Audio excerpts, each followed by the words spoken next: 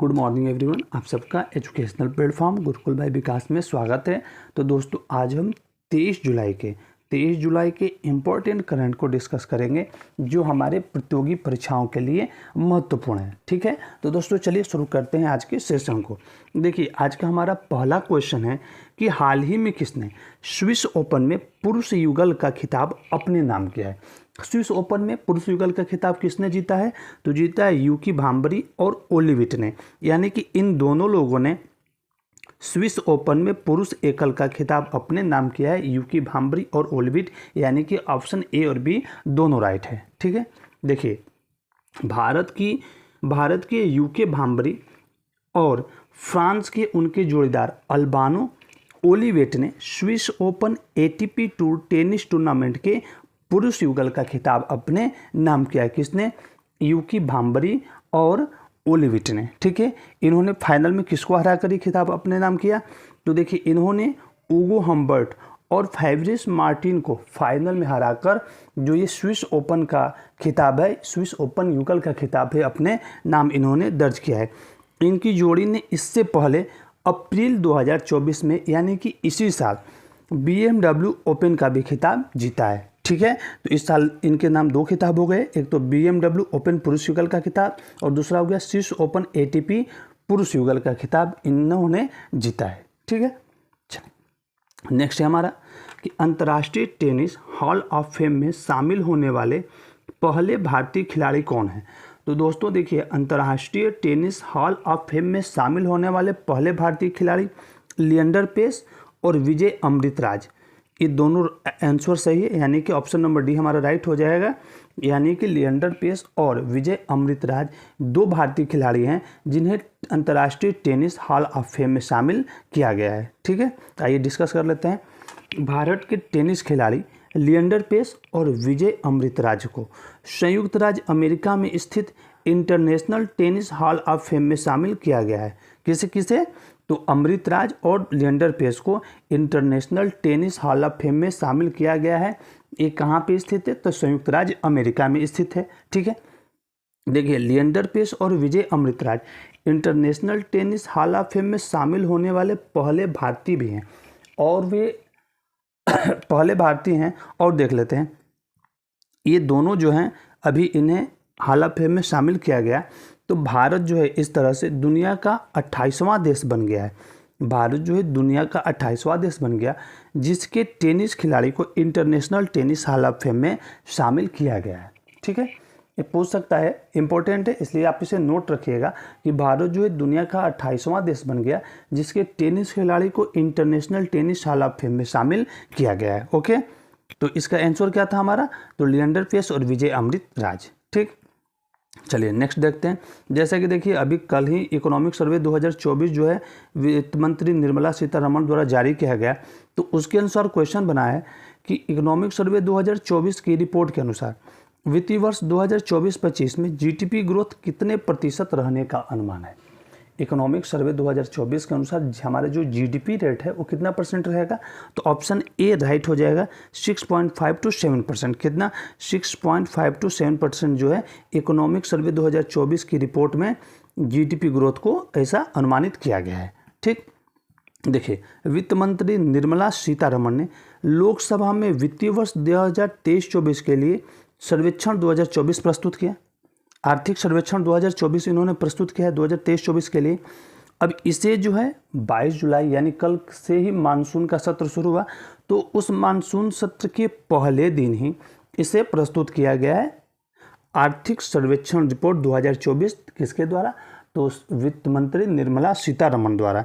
ठीक है, अब देखिए इससे जो ये आर्थिक सर्वेक्षण 2024 है, इकोनॉमिक ग्रोथ रिपोर्ट 2024, इससे क्वेश्चन तो निश्चित आना है। ठीक है, GDP ग्रोथ रेट कितना परसेंट अनुमानित किया गया है? 6.5 to 7%। फिजिकल डेफिसिट कितना अनुमानित किया गया है? तो फिजिकल डेफिसिट जो है इसमें 2023 की तुलना में ऐसा बताया गया है कि 1.6% की वृद्धि हुई है। ये आंकड़े इंपॉर्टेंट है, आप ध्यान से इसको नोट भी कर लीजिएगा। अब देखिए भारत का जो सर्विसेज एक्सपोर्ट है वो वित्त वर्ष 2023-24 में 4.9% बढ़कर 341.1 अमेरिकी डॉलर तक पहुंच गया।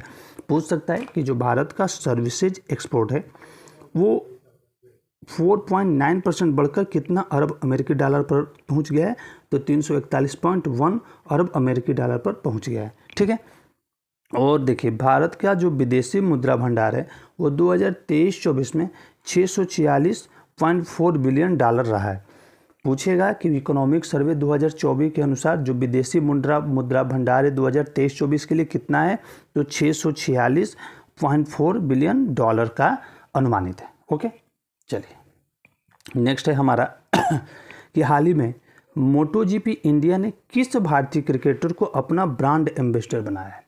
तो दोस्तों देखिए, मोटोजीपी इंडिया द्वारा शिखर धवन को, एक रेसिंग कार कंपनी है मोटोजीपी इंडिया ने शिखर धवन को जो है वो अपना ब्रांड एम्बेसडर नियुक्त किया है। ठीक है, किसके, तो शिखर धवन को अपना ब्रांड एम्बेसडर जो है वो बनाया है। ओके, नेक्स्ट है कि यूनेस्को के विश्व धरोहर समिति के 46वें सत्र का आयोजन कहाँ किया जाएगा।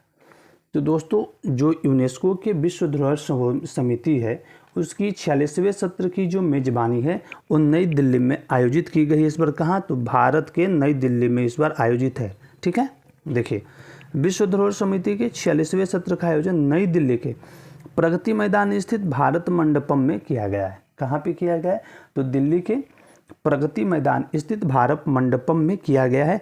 और इसका उद्घाटन जो है 21 जुलाई 2024 को प्रधानमंत्री नरेंद्र मोदी द्वारा किया गया। इसका उद्घाटन किसके द्वारा किया गया, 21 जुलाई 2024 को प्रधानमंत्री नरेंद्र मोदी द्वारा।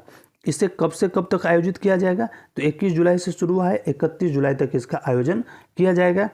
और देखिए जो आयोजन हो रहा है इस आयोजन में जो है 150 से अधिक देशों के प्रतिनिधि मंडल शामिल होंगे, यानी कि 150 देशों से अधिक के प्रतिनिधि जो हैं, अलग अलग देशों के प्रतिनिधि जो हैं इसमें शामिल होंगे। ठीक है, अब जैसा कि यूनेस्को की बात है तो यूनेस्को की महानिदेशक कौन है, सुश्री आंद्रे अजूले। कौन, सुश्री आंद्रे अजूले जो है यूनेस्को की महानिदेशक है। ठीक, चलिए नेक्स्ट देखते हैं। नेक्स्ट है कि पद्मश्री सम्मान से सम्मानित कमला पुजारी का निधन हो गया, उनका संबंध किस क्षेत्र से है। देखिए जो पद्मश्री सम्मान से सम्मानित जो कमला पुजारी जी हैं इनका तो निधन हुआ, वो कृषि क्षेत्र से संबंधित है। किससे, एग्रीकल्चर से इनका संबंध है। ठीक है, चलिए देखिए जैविक कृषि के क्षेत्र में अविस्मरणीय योगदान देने वाली कमला पुजारी का 76 वर्ष की आयु में निधन हो गया। और ये 76 वर्ष की आयु में इनका तो निधन हो गया। और ये उड़ीसा से आती हैं और उड़ीसा की भी पजोरा जनजाति समुदाय से संबंध रखती हैं। और इन्हें 2019 में पद्मश्री भी प्रदान किया गया है। ठीक है, इन्हें 2019 में पद्मश्री पुरस्कार से भी सम्मानित किया गया। किसे, तो कमला पुजारी को। ठीक है, देखिए अब इनके अवार्ड पर एक नज़र डालते हैं। तो इन्हें 2002 में साउथ अफ्रीका में इक्वेटर इनिशिएटिव अवार्ड भी मिल चुका है। ठीक है, और 2004 में ओडिशा गवर्नमेंट द्वारा बेस्ट फार्मर का भी अवार्ड इन्हें मिल चुका है। क्योंकि जो ये अवार्ड मिला है ना, ये जो अवार्ड मिला, जो ये निधन हुआ है इनका, ये कमला पुजारी जी का, ये एग्रीकल्चर से इनका संबंध था, इसलिए बेस्ट फार्मर का अवार्ड भी ओडिशा सरकार द्वारा 2004 में इन्हें प्रदान किया गया है। ठीक है, नेक्स्ट है कि कौन सा राज्य प्रधानमंत्री स्वनिधि योजना के तहत सर्वश्रेष्ठ प्रदर्शन करने वाला राज्य है। तो प्रधानमंत्री स्वनिधि योजना के तहत सर्वश्रेष्ठ प्रदर्शन करने वाला राज्य है मध्य प्रदेश। कौन है, मध्य प्रदेश पहले स्थान पर है और दूसरे स्थान पर इसमें असम आ जाएगा। ठीक है, अब देखिए प्रधानमंत्री स्वनिधि योजना क्या है, इसके तहत जो है 80,000 रुपये की ऋण राशि प्रदान की जाती है। ठीक है, आइए देखते हैं डिटेल में कि केंद्रीय आवास और शहरी मामलों के मंत्रालय ने मध्य प्रदेश को प्रधानमंत्री स्वनिधि योजना के तहत सर्वश्रेष्ठ राज्य की श्रेणी में पहला स्थान दिया है। प्रधानमंत्री स्वनिधि योजना के तहत मध्य प्रदेश पहले स्थान पर है और मध्य प्रदेश के बाद सर्वश्रेष्ठ राज्यों की श्रेणी में असम को इसमें दूसरा स्थान प्राप्त हुआ है। ठीक है, अब प्रधानमंत्री स्वनिधि योजना इसकी शुरुआत कब हुई, 2002 में। और इसके तहत जो ऋण की राशि कितनी है, तो 80,000 रुपये इसके तहत ऋण की राशि प्रदान की जाती है। ओके, नेक्स्ट है हमारा कि हाल ही में किसे भारतीय सिनेमा में योगदान के लिए भारतीय कला एवं संस्कृति के राजदूत पुरस्कार से सम्मानित किया जाएगा। तो भारतीय कला एवं संस्कृति के राजदूत पुरस्कार से रामचरण तेजा को सम्मानित किया जाएगा। कब किया जाएगा? तो अगस्त मंथ में। तो भारतीय कला एवं संस्कृति के राजदूत पुरस्कार से रामचरण तेजा को सम्मानित किया जाएगा। ओके, देखिए रामचरण तेजा 15वें Indian Film Festival of Melbourne से सम्मानित किया जाएगा। अब मेलबर्न से सम्मानित किया जाएगा तो मतलब कि इसका आयोजन कहाँ होगा? मेलबर्न में। और किस मंथ में होगा? अगस्त मंथ में, 15 से 24 अगस्त तक। ठीक है, चलिए नेक्स्ट है कि संयुक्त राष्ट्र जल कन्वेंशन में शामिल होने वाला 10वां अफ्रीकी देश कौन है? तो संयुक्त राष्ट्र जल कन्वेंशन में शामिल होने वाला जो 10वां अफ्रीकी देश है वो है आइवरी कोस्ट। आइवरी कोस्ट जो है तो संयुक्त राष्ट्र जल कन्वेंशन में शामिल होने वाला 10वां अफ्रीकी देश बना है आइवरी कोस्ट। ओके, अच्छा तो दोस्तों आज के लिए यानी कि 23 जुलाई का हमने टोटल जो करंट था डिस्कस कर लिया। ठीक है, अब दोस्तों देखिए जो पिछले क्लास में हमने पढ़ा है आइए उसका एक बार हम रिवीजन कर लेते हैं। क्वेश्चन है कि हाल ही में किसे विश्व अंतरिक्ष सम्मान देने की घोषणा की गई? तो विश्व अंतरिक्ष सम्मान जो है चंद्रयान 3 को देने की घोषणा की गई है। ठीक है, नेक्स्ट है कि डेटा खपत के मामले दुनिया की सबसे बड़ी कंपनी कौन बन गई है? तो डेटा खपत के मामले में रिलायंस जियो जो है वो चाइना की कंपनी को पछाड़कर सबसे पहली कंपनी बन गई है। ठीक है, नेक्स्ट है कि ग्रास एनवायरनमेंट प्रोडक्ट सूचकांक जारी करने वाला देश का पहला राज्य कौन बन गया है? तो ग्रास एनवायरनमेंट प्रोडक्ट जारी करने वाला देश का ही नहीं बल्कि विश्व का पहला राज्य जो है उत्तराखंड बन गया है, जो इसकी ग्रास एनवायरनमेंट प्रोडक्ट जो है इसका जीडीपी कितना था? 0.98% जो है वो आंका गया है। ठीक है, चलिए पाकिस्तान सांख्यिकी ब्यूरो द्वारा जारी 7वीं जनसंख्या एवं आवासीय गणना 2023 के अनुसार पाकिस्तान में हिंदुओं की संख्या कितनी है? तो दोस्तों देखिए 2023 में थी 3.5 लाख और जो 2024 में जो है 38 लाख इसे अनुमानित किया गया है। तो 38 लाख 2023 के अनुसार जो है 38 लाख जो है अनुमानित है। ठीक है, चलिए हाल ही में कहाँ पर उत्तर भारत का पहला ट्रांसजेंडर क्लिनिक शुरू किया गया है? तो उत्तर भारत का पहला ट्रांसजेंडर क्लिनिक जो है लखनऊ में शुरू किया गया। कहाँ पे? लखनऊ के संजय गांधी पीजीआई में। ठीक है, नेक्स्ट है कि हाल ही में संघ लोक सेवा आयोग के अध्यक्ष ने निजी वजहों से इस्तीफा दे दिया। उनका नाम क्या है?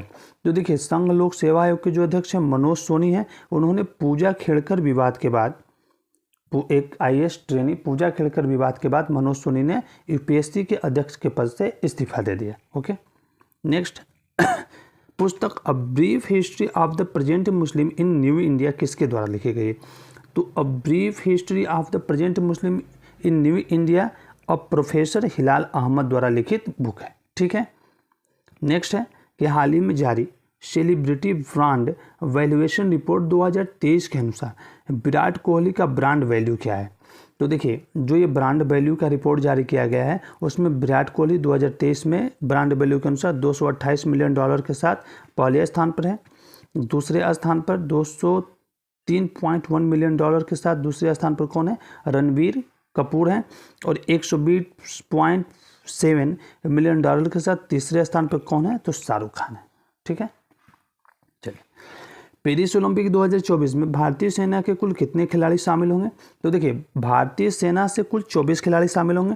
टोटल 117 खिलाड़ी हैं और 124 खिलाड़ी जो है इसमें 2 जो है वो महिलाएं हैं। ठीक है, चलिए तो राइट आंसर इसका हो जाएगा ऑप्शन नंबर ए यानी कि 24। अच्छा तो दोस्तों हमने आज के करंट अफेयर को और कल के करंट अफेयर का रिवीजन तो अच्छे से कर लिया। तो प्लीज़ आपसे रिक्वेस्ट है कि अगर आपको हमारा ये सेशन पसंद आया तो आप हमारे यूट्यूब चैनल गुरुकुल बाय विकास को लाइक करें, शेयर करें और सब्सक्राइब करके अपने दोस्तों के ग्रुप में से प्लीज़ शेयर कर दें।